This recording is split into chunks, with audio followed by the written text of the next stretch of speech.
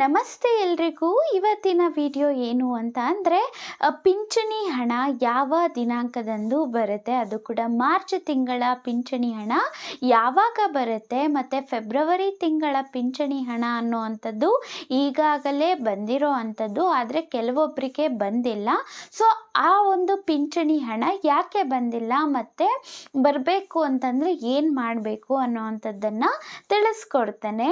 ಅದಕ್ಕೂ ಮುಂಚೆ ನೀವೇನಾದರೂ ನಮ್ಮ ಚಾನಲ್ಗೆ ಹೊಸಬ್ರಾಗಿದ್ದೀರಾ, ಇನ್ನೂ ಸಬ್ಸ್ಕ್ರೈಬ್ ಮಾಡ್ಕೊಂಡಿಲ್ಲ ಅಂತಂದರೆ ದಯವಿಟ್ಟು ನಮ್ಮ ಚಾನಲ್ಗೆ ಸಬ್ಸ್ಕ್ರೈಬ್ ಮಾಡಿಕೊಂಡು ವಿಡಿಯೋನ ನೋಡಿ ಸ್ನೇಹಿತರೆ. ಪಿಂಚಣಿ ಹಣ ಅದು ಯಾವುದಾದ್ರೂ ಆಗಿರಲಿ, ವೃದ್ಧಾಪ್ಯ ಪಿಂಚಣಿ ಹಣ ಆಗಿರಲಿ, ಅಥವಾ ಅಂಗವಿಕಲ ಪಿಂಚಣಿ ಹಣ, ಅಥವಾ ವಿಧವಾ ಪಿಂಚಣಿ ಹಣ, ಈ ಒಂದು ಮಾರ್ಚ್ ತಿಂಗಳ ಪಿಂಚಣಿ ಹಣ ಯಾವಾಗ ಬರುತ್ತೆ ಅನ್ನುವಂಥದ್ದು ನಿಮ್ಮ ಡೌಟ್ ಅಲ್ವಾ. ಸೊ ಅದನ್ನೇ ನಾನು ಕ್ಲಾರಿಟಿಯನ್ನು ಕೊಡ್ತೇನೆ. ಅದಕ್ಕೂ ಮುಂಚೆ ನಾವೊಂದು ವಿಷಯನ ತಿಳ್ಕೊಳ್ಳೋಣ.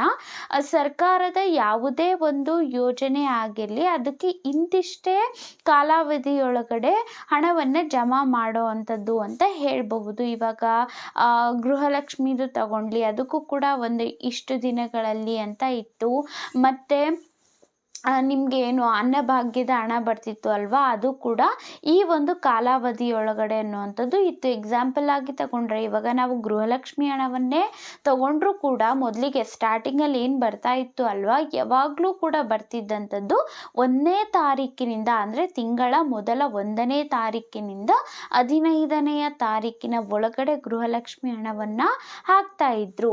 ಇನ್ನು ಅನ್ನಭಾಗ್ಯದ್ದು ಅಂತ ತಗೊಂಡ್ರೆ 1ರಿಂದ 10ನೇ ತಾರೀಕಿನ ಒಳಗಡೆ, ಅಂದರೆ 1ನೇ ತಾರೀಕಿಗೆ ಅಂತ ಅಲ್ಲ, 10ನೇ ತಾರೀಕಿನ ಒಳಗಡೆ ಎಲ್ರಿಗೂ ಕೂಡ ಜಮಾ ಆಗೋ ರೀತಿಯಾಗಿ ಮಾಡ್ತಾ ಇದ್ರು. ಆದರೆ ಒಂದಷ್ಟು ತಿಂಗಳಿನಿಂದ ಮಾತ್ರ ಪೆಂಡಿಂಗ್ ಅಲ್ಲಿ ಇರೋ ಅಂಥದ್ದು, ಮತ್ತೆ ಇವಾಗ ಮುಂದೆ ಕೊಡೋದಿಲ್ಲ, ಬಟ್ ಪೆಂಡಿಂಗಲ್ಲಿ ಇರೋವಂಥದ್ದು ಕೊಡ್ತಾರೆ. ಅದೇ ರೀತಿಯಾಗಿ ಈ ಒಂದು ಪಿಂಚಣಿ ಹಣ ಏನಿದೆ ಅಲ್ವಾ, ಅದು ವೃದ್ಧಾಪ್ಯ ಆಗಿರಲಿ, ವಿಧವಾ ಪಿಂಚಣಿ ಹಣ ಆಗಿರಲಿ, ಅಂಗವಿಕಲ ಪಿಂಚಣಿ ಹಣ ಆಗಿರಲಿ, ಯಾವುದೇ ಆದರೂ ಕೂಡ ಎಲ್ಲ ಕೂಡ ಒಂದೇ ಸಲನೇ ಬರೋ ಅಂಥದ್ದು. ಸೊ ಮುಂಚೆ ಏನು ಮಾಡ್ತಾಯಿದ್ರು ಒಂದಷ್ಟು ವರ್ಷಗಳಿಂದ ಅಂತ ಅಂದರೆ, ಇದನ್ನು ಕೂಡ 1ನೇ ತಾರೀಕಿನಿಂದ 10ನೇ ತಾರೀಕಿನ ಒಳಗಡೆನೆ ಜಮಾ ಮಾಡ್ತಿದ್ರು. ಆದರೆ ಇವಾಗ ಏನು ಮಾಡ್ತಿದ್ದಾರೆ ಅಂದರೆ 15ನೆಯ ತಾರೀಕಿನ ಮೇಲೆ ಪಿಂಚಣಿ ಹಣ ಅನ್ನುವಂಥದ್ದು ಬರೋ ಅಂಥದ್ದು. ಫೆಬ್ರವರಿಯಲ್ಲೂ ಕೂಡ ಅದೇ ರೀತಿಯಾಗಿ ಆಗಿದ್ದಂಥದ್ದು. ಸೊ ಇವಾಗ ಮಾರ್ಚ್ ತಿಂಗಳ ಪಿಂಚಣಿ ಹಣ ಕೂಡ 15ನೆಯ ತಾರೀಕಿನ ಮೇಲೆ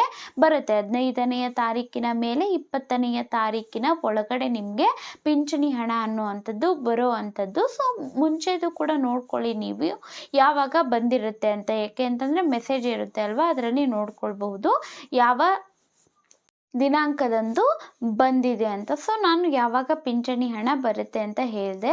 ಇನ್ನೊಂದು ಹೇಳಿದ್ದೆ, ಫೆಬ್ರವರಿ ತಿಂಗಳ ಪಿಂಚಣಿ ಹಣ ಬಂದಿಲ್ಲ ಅಂತಂದರೆ ನೀವೇನು ಮಾಡಬೇಕು ಅಂತ. ಸೊ ಯಾಕೆ ಬಂದಿಲ್ಲ ಅಂತಂದರೆ, ನೀವು ಆಧಾರ್ ಕಾರ್ಡನ್ನು ಲಿಂಕ್ ಮಾಡಿಸಿ ಇರೋದಿಲ್ಲ.